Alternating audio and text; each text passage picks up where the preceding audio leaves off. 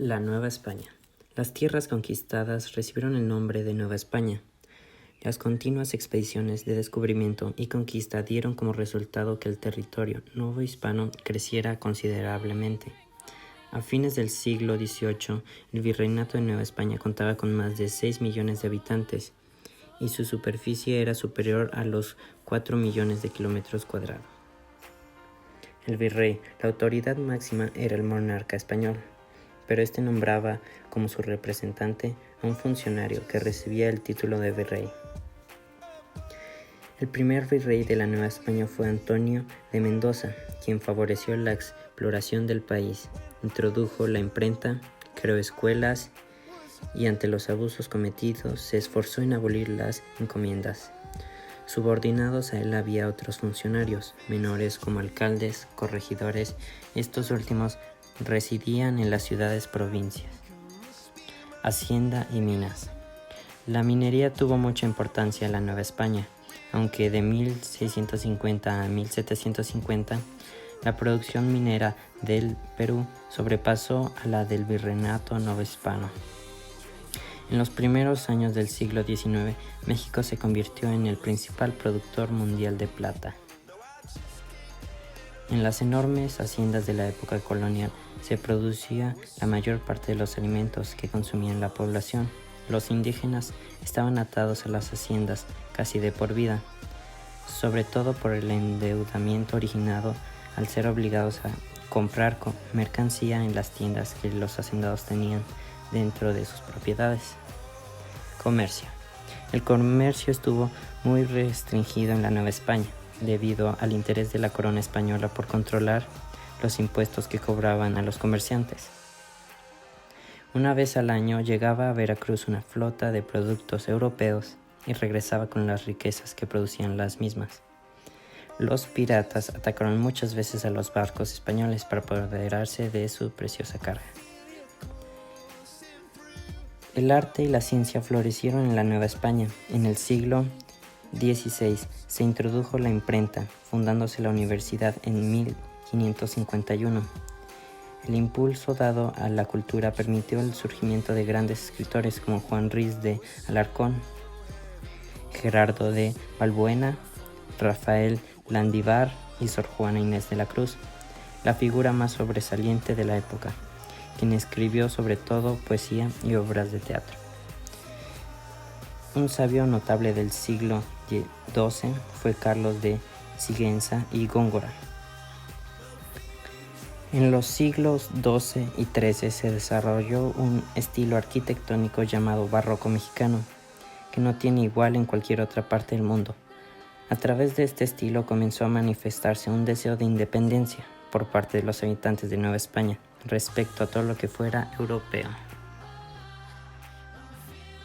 La conquista se conoce como la caída de Tenochtitlan, sucedido el 13 de agosto de 1521. Esto empezó el 8 de noviembre de 1519, con el encuentro de Hernán Cortés con Moctezuma, quien ese entonces era el último tlatoani.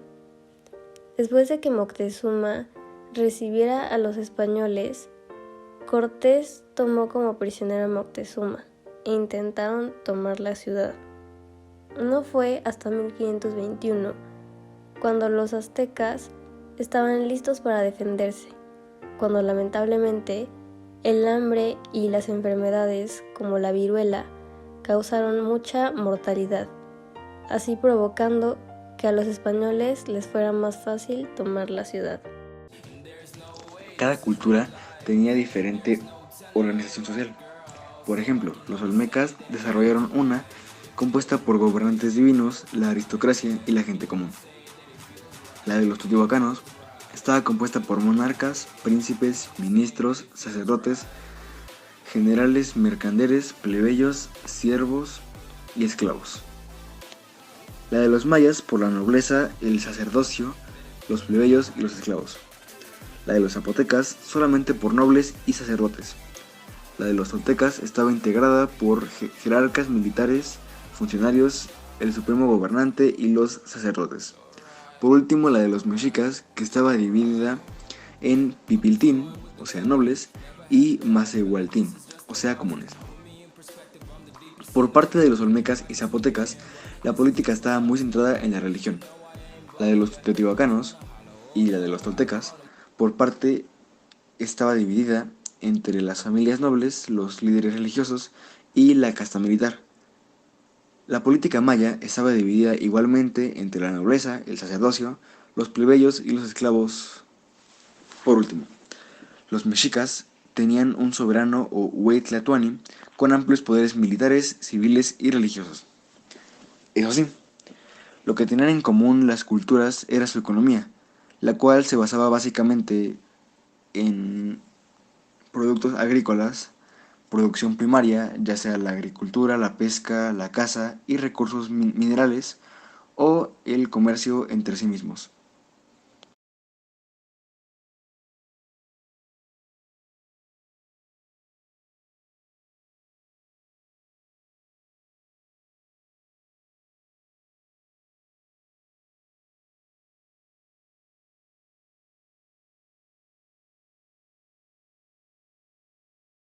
Etapas de la independencia. La primera etapa fue liderada por Miguel Hidalgo de parte de los liberales de 1810 a 1811. La segunda etapa fue liderada por José María Morelos y Pavón de 1811 a 1815 y la tercera etapa fue liderada por Vicente Guerrero de 1815 a 1821. Socialmente estaban divididos por castas y todas las castas eran segregadas por los españoles, así que los criollos buscaban poder porque no lo tenían. Políticamente, Napoleón tomó España en 1807 y quitó a Carlos IV y puso a su hermano Pepe Botellas. Miguel Hidalgo propuso derrocar a Pepe Botellas y poner al antiguo rey Carlos IV. Económicamente, España abusaba de la Nueva España porque solo dejaba que hiciera comercio con la misma España. Además, les ponían altos impuestos. Sentimientos de la Nación fue hecho por José María Morelos y Pavón el 14 de septiembre de 1813 y está compuesto por 23 artículos. Gracias a este dicho documento, el poder se distribuyó en legislativo, ejecutivo y judicial. Se reconoció la religión católica como la única y oficial. También se escribió que América fuera libre de cualquier nación, gobierno o monarquía, junto con la conmemoración del 16 de septiembre como fiesta nacional, por mencionar algunas.